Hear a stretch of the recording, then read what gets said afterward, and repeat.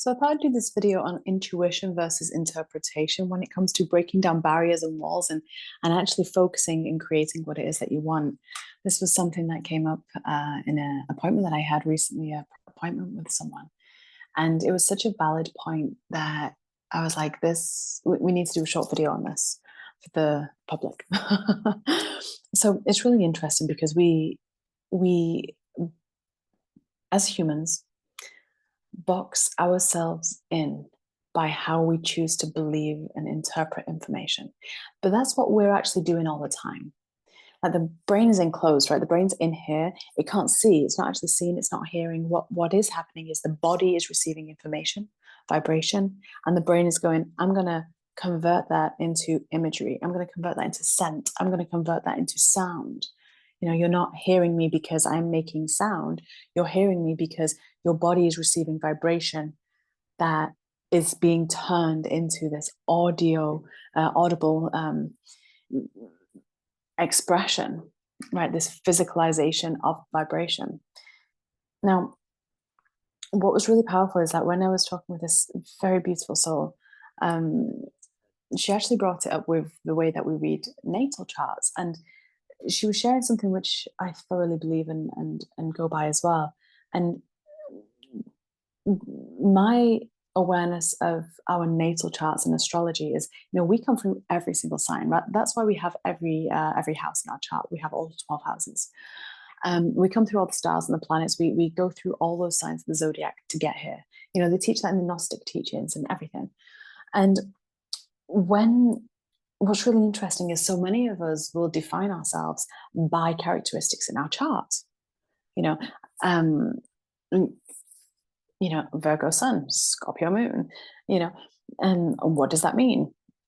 But it's really interesting because oftentimes as we do that, humanity, the condition that we have right now is very much looking usually on the negative side of things, whether we realize it or not. We go, oh, okay, well, this might be positive about this. So I'm going to kind of hold on to that and kind of, that's what I'll glorify. But then there'll be these negative aspects that, oh, maybe I'll categorize that person as, well, that's this negative aspect of them because they are this, or when something goes wrong in our life, we go, oh, well, yeah, but that's because of my Virgoan communicative capacity because of Mercury and Virgo or whatever. So people find me short or to the point or curt.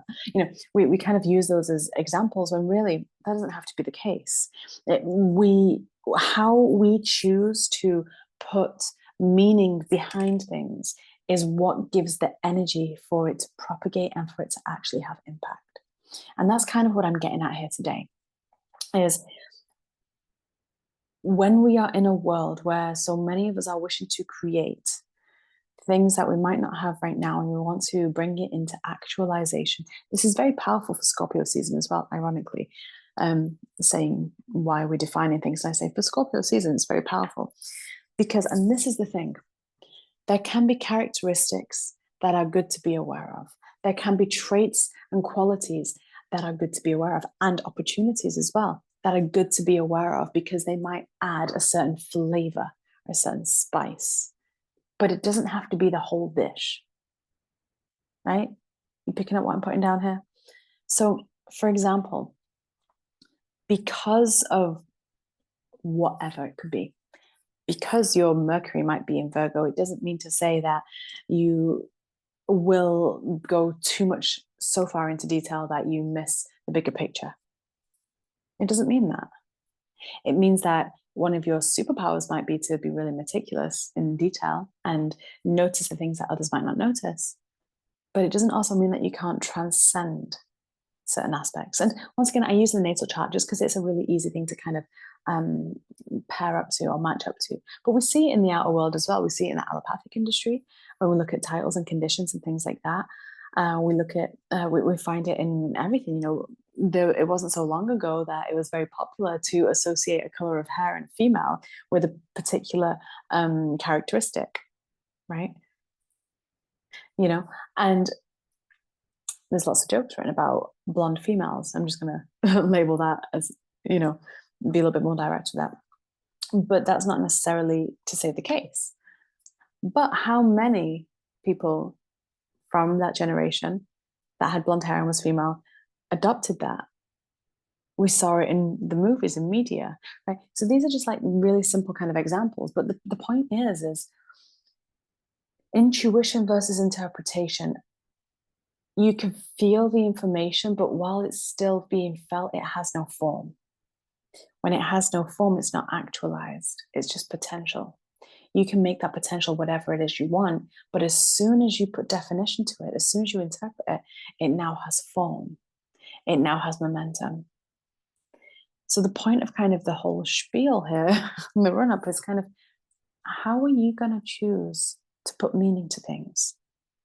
Are you going to choose to put meaning to things in a way that keeps everything so open and so free that you can create joyfully? Or are you going to create based off the limitations of other people, based off the limitations on how you want to box yourself in? We really get to choose everything.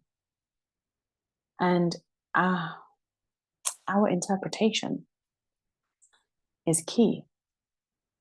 So, and you can even see it once again. I'm going to go back to the zodiac just because perhaps a few of you who are going to be watching this video are going to be fairly well versed in watching astrology videos or natal charts and things like that. But the point is, you could watch a video on a particular house or a particular sun or moon in a certain space, and you could listen to 10 different videos by 10 qualified astrologers, and they will have 10 different versions.